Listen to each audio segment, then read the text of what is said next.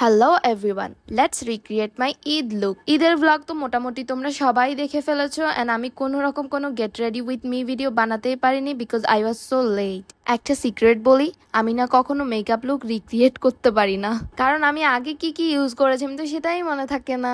যাই হোক, আমি ঠিক ওই রকম ভাবেই করার ট্রাই করবো বা কাছাকাছি হলেও হবে। তো লাইফের সবকিছু ভুলে গেলেও সিরাম এবং সানস্ক্রিন মাখতে কিন্তু ভুলা যাবে না। তোমরা কয়েকজনই আমাকে ইনবক্সে নক করেছিলে ঈদ লুকটার একটা ভিডিও ক্রিয়েট করার জন্য, বাট সত্যি বলতে আমি জানি না আমি সেম টু সেম পারবো কিনা, বাট আমি ট্রাই করব। হ্যাঁ, আমি আজকেও আমার সেই স্টে ম্যাক্স এর ফাউন্ডেশনটাই ইউজ করব, যেটা তোমরা দেখে দেখে একদম মুখস্থ করে ফেলেছো যে আমি একটাই ফাউন্ডেশন ইউজ করি। আমার আরেকটা ফুল কভারেজ ফাউন্ডেশন আছে, বাট আমি না ফুল কভারেজ ফাউন্ডেশন দিতে একদমই পছন্দ করি না, তাই আমি সব সময় এইটাই ইউজ করি। লাইফে কারোর সাথে ব্লেন্ড হতে পারি আর না পারি, কিন্তু ফাউন্ডেশন খুব ভালো করে ব্লেন্ড করতে হবে। এরপর ইউজ করব কম্প্যাক্ট পাউডার, যেটা দিয়ে আমি আমার আইজ এরিয়াটাকে আগে ভালো করে সেট করে নিব। আমার কাছে না কোনো লুজ পাউডার নেই, ছিল বাট ওটা খুঁজে পাচ্ছি না। ওই যে বলেছিলাম আমি খুব হাবিজাবি করে মেকআপ করি, কোনো রুল ফলো করি না, তাই কোনটা কোথায় থাকে আমি না মনে রাখতে পারি না। আর আই লুক ক্রিয়েট করার জন্য আমি যেটা অলওয়েজ করি, এরকম একটা ট্রানজেকশন কালার ইউজ করে নেই, এটাই ইউজ করব আর তেমন কিছুই ইউজ করব না, বাট খুব ভালো করে ব্লেন্ড করব আইশ্যাডোটাকে। আর এই ব্রাউন কালারটাকে আমি চোখের নিচেও দিয়ে দিব। মাঝে মাঝে তো আমি শ্যাডো প্যালেটই ইউজ করি না, আমি ব্রোঞ্জার আর কন্ট্রোর প্যালেট থেকেই এই কালারটা ইউজ করে ফেলি। এই কালারটা ইউজ করার কারণ মানুষকে আসলে বুঝতেই দেওয়া যাবে না যে আমি গর্জিয়াস মেকআপ করতে পারি না, এমন ভাব নিতে হবে যে আমি গর্জিয়াস মেকআপ লাইকই করি না। এরপরে আইলিডে টুকটুক করে হাইলাইটার ইউজ করে ফেলবো, ব্যাস আই লুক কমপ্লিট হওয়ার জন্য আর কি লাগে, আর বেশি কিছুই লাগে না। জাস্ট এই দুইটা জিনিস ইউজ করলে একটা সুন্দর আই লুক ক্রিয়েট হয়ে যায়। শর্টকাট তো বটেই, আবার দেখতেও সুন্দর। তবে আজকে আমি আমার মেকআপে কোনো রকম কোনো শর্টকাট ইউজ করিনি, দেখো আবার ল্যাশ কার্লারও ইউজ করতেছি। ভাবা যায় আমার মতো মেকআপ চোরা আবার ল্যাশ কার্লার ইউজ করতেছে। যাই হোক, নতুন নতুন কিনছি তো, তাই একটু ইউজ না করলে কি হয়। তারপরে ভালো করে মাস্কারা অ্যাপ্লাই করে নিব, খুব ন্যাচারাল লুক দেওয়া ট্রাই করব, বাট মানুষকে বুঝতে দেওয়া যাবে না যে আমি আসলে ফলস ল্যাশ পড়তেই পারি না। এরপর একটা নুড কাজল ইউজ করে নিব। আজকে আমি হোয়াইট কাজল ইউজ করব। এমনিতেও চোখ বড়, তার উপর পরেছি লেন্স, এর উপর আবার ইউজ করতেছি হোয়াইট কাজল। বুঝতেছো, একদম রসগোল্লার মতন চোখগুলো লাগতে হবে আজকে। ভালোই লাগতেছে, কিউট লাগতেছে। দেন হালকা পাতলা একটু কন্ট্রোল করব। ঈদ লুক বলে কথা, একটু বোল্ড না লাগলে কি হয়। এরপর সুন্দর করে কতগুলো ব্লাশন ইউজ করে ফেলবো। আহা হা হা, মাই ফেভারিট পার্ট ব্লাশ আর হাইলাইট, এই দুইটা তো আমার অনেক অনেক অনেক ফেভারিট। দেখো আস্তে আস্তে লুকটা কেমন সুন্দর হয়ে যাচ্ছে না? ওয়াও, মাশাআল্লাহ। সবাই কিন্তু মাশাআল্লাহ বলে দিও প্লিজ।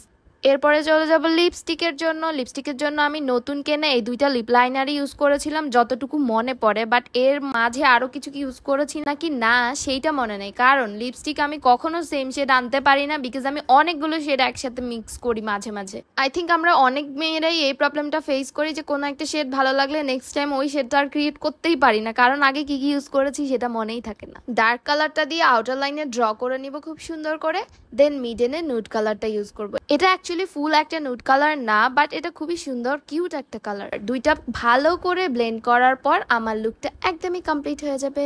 এখন তোমরা আমাকে জানাও লুকটা কি সেম টু সেম হয়েছে নাকি না। আমার কাছে তো মনে হয় অনেকটা কাছাকাছি লুক হয়েছে, কিন্তু একটা জিনিস তো বাকি রয়ে গেছে। লাইফের কোনো প্রবলেম ফিক্স করতে পারি আর না পারি, মেকআপ কিন্তু ফিক্স করা মাস্ট। ওকে, এখন বলো আর কি কিছু বাকি রয়ে গেছে?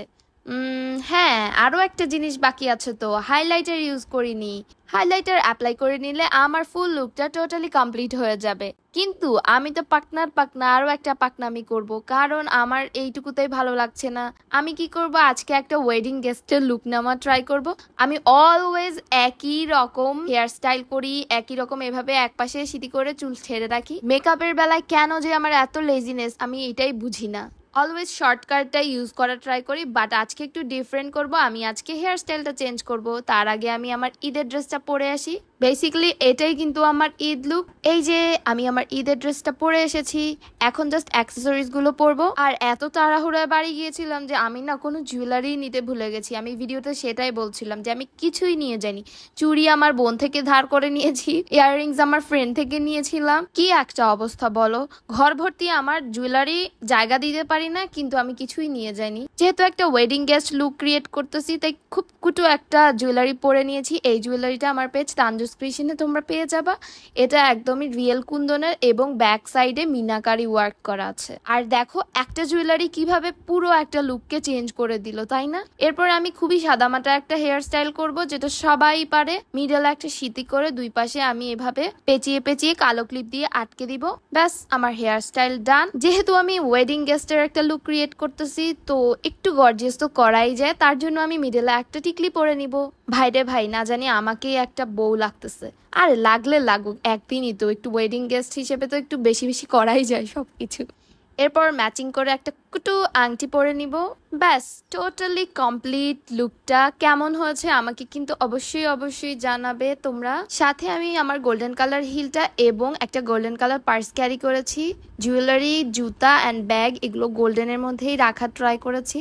এখন আর কি, হুদাই একটা ওয়েডিং গেস্ট সেজে টেজে ঘরের মধ্যে একটু ঢং টং করে তারপরে এগুলো সব আবার ক্লিন করে ফেলবো। এটাই আমাদের মেয়েদের কাজ, তাই না? এত যে মেকআপ কিনি সেগুলো তো শেষ হতে হবে নাকি? তারপর আর কি, ভিডিওটা শেষ।